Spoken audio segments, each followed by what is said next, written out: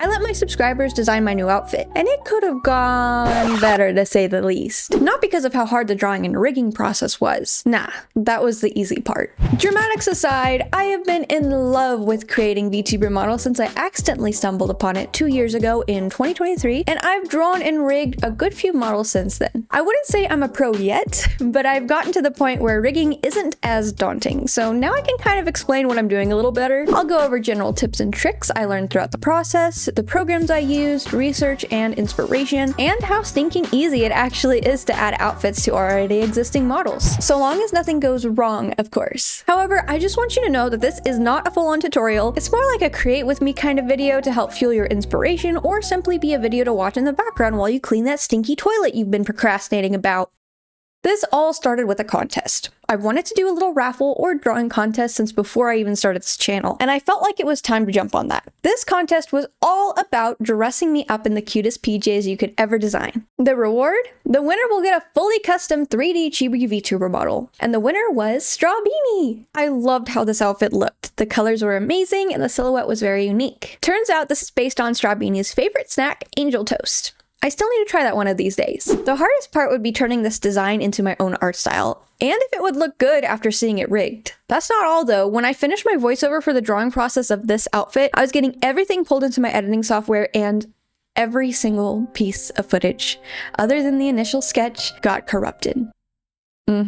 I was so confused. I had backups upon backups of footage, MKV files, time-lapse of footage Clip Studio Paint automatically records for me, my MP4 files as well. Well, it turns out I deleted my MKV files because I was running out of hard drive space on my computer. But because I went over my hard drive space on my computer, some files were corrupted. That included my 20-hour drawing process MP4 video file that I had sped up and ready to go for editing the video. And to top it off, I started the drawing file in Clip Studio Paint by importing my original PSD file for this model that you see right here, which does not have an auto timeless feature. You have to manually do it. I hope you understood that. I am too tired to explain the file extensions I just blurted out. Let's just say it was devastating. I cried a lot, and it actually made me think of giving up on the entire project. But I couldn't do that, not when I promised you for the best of the best. I have to be trustworthy for all you amazing people. I have to pull up my big girl pants and carry on. Luckily, I have a few other models from commissions, VGen linked below if you're interested in commissioning me, to show y'all as an example. How do I do that cool thing VTubers do while showing layers? So I usually start out with the basic sketch of the body, making sure the proportion and silhouette looks good. Then I start with the line art and a basic color block underneath so that I can color later. And I usually color it with like a clipping mask. If you do this trick instead of drawing it all at once and then cutting it, or fully rendering each little layer down the list, it's a lot faster and a lot more streamlined. It's also less stressful doing everything in steps like this. After I get the basic line art and base colors down, I'll go down the list again and color everything with its midtone. Once that's done, then I'll render. Pretty straightforward. With that out of the way, here's my finished piece. And now it's time for the fun part, making it move. I get a lot of questions about what programs I use for my drawing and rigging process, so let me give you a quick rundown. First, I use Clip Studio Paint for all my drawings and frame-by-frame animations. Next, I'll use Live 2D for rigging, aka making the model move and giving it bouncy physics. After that, I use VTube Studio to capture my face on said model. Finally, for extra accurate mouth tracking, I use VBridger. There are other programs out there, but that's what I use, and these programs are relatively cheap and works for me just fine. Now that you know what I use, I gotta actually get to work and make this beautiful dress float like a cloud. I started the process with deleting all the old clothing layers on my model. When making major changes to your already existing model, like an outfit change, sometimes it's easier to make a copy of your model file instead of adding onto the original. This is to keep your computer running fine while running said model. I also noticed I made a few mistakes on the old model. Nothing too major, but see these file and folder names? They're spaces instead of underscores. I know it might not be a huge deal to most people, but when you name it with spaces instead of underscores, the part ID doesn't get named properly. You'd end up with hundreds and hundreds of parts. And if you have too many, you can get an error when exporting the model, and it's kind of headache. I actually didn't care to fix it this time, but it was something I noticed that I thought I'd mention in this video if y'all want to make a VTuber model for yourself. So don't name your layers with special characters or spaces, please and thank you. That part was super quick, and we still have the rest of the whole dang process, so let's keep trucking. Now the naked version of my model was, not finished. I didn't bother to rig that part fully since the clothes covered it, so now's my chance to fix my poor deformed boobies. I wanted to fix it this time around because I'm wearing a loose dress so my breasts would show more when I turn to the side. She just needed a little TLC here and there, but it was overall a quick process since I already did all the heavy lifting beforehand, so just a few tweaks. Now that my poor little boobas are all fixed up, I'm going to bring in the new outfit. But before I do that, I want to give you all a bit of a vocabulary rundown so you actually know what I'm talking about and it doesn't go over your head. These are layers. They're the things I just drew. These are meshes. They help give structure to the layers so we can make it move around. These are deformers. They help move multiple layers at a time and group layers together. This is gluing, fusing two meshes together at a certain point so they stick together when moved. These are parameters. They tell the meshes and deformers how to move and when, and how your tracking affects the model. Finally, toggles are parts of the model that disappears or appears after pressing a key command.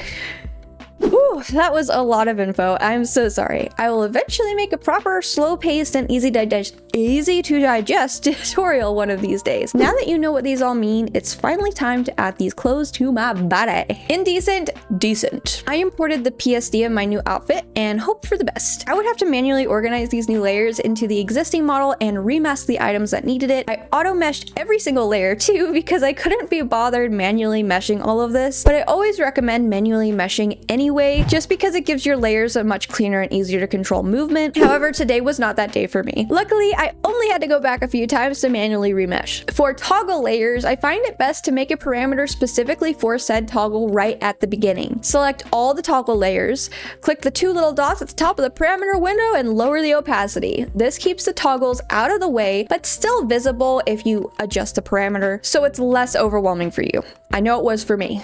I then grouped all the layers into multiple deformers to further organize the layers. I mean, there's over 300 layers on this little lady after all, and she's confusing me and I'm scared. We're not even fully halfway done with this, but because it's simply an additional outfit and not a full model rigging, this shouldn't take too much longer. So sit your butt down and click the subscribe button for me, okay? So I noticed my bang shadows.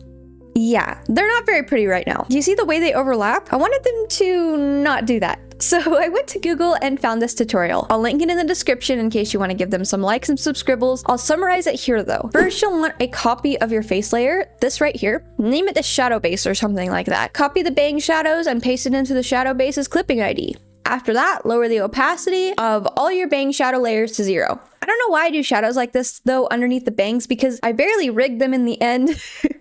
Oh well, it still looks good. Onto the XY movements. I started rigging the XY movements, which is the left and right, up and down movements. So when I turn my head, you get the idea. I started with the dress because it was the most daunting part of the rig for me and also the most exciting, so I might as well get it over with. I wanted to point something out, and that's every time you rig something, your skills increase extremely quickly, especially compared to drawing. It's such a weird sensation too, whenever you come down and start another VTuber project, you're like, whoa, I can do this so much better. I don't know, it's just a weird feeling. Like for example, I remember starting my first VTuber model and it was hideous by the way, and I had such a hard time making it, but I also had a ton of fun. Now, everything that I struggled with in the beginning model feels like muscle memory. I just wanted to mention that if you're working on your very first model right now, just know it gets insanely easier after your first one. I like to call it your practice model. Speaking of growth, I just now realized that less is more when rigging this time around. And imagining the deformer as an actual 3D thing is pretty important. I don't know, it didn't really click in my head or not until now. I slowly went through each of the layers and adjusted based on how it turns left, right, then up and down. During that process, I'm making sure the body doesn't peek behind the outfit in any weird way. After the dress, I rigged the sleeves, which seemed like a natural next step. Again, making sure no skin is peeking out of the clothes. I did the same things with the socks, etc, etc, etc. You'd think this would be an extremely boring thing to do, slowly adjusting one layer at a time over and over again, but it was surprisingly addictive. This was definitely one of the longest parts of the process, but we're only working on the clothes. Just wait until we get to the head XY movements. That's so much more fun.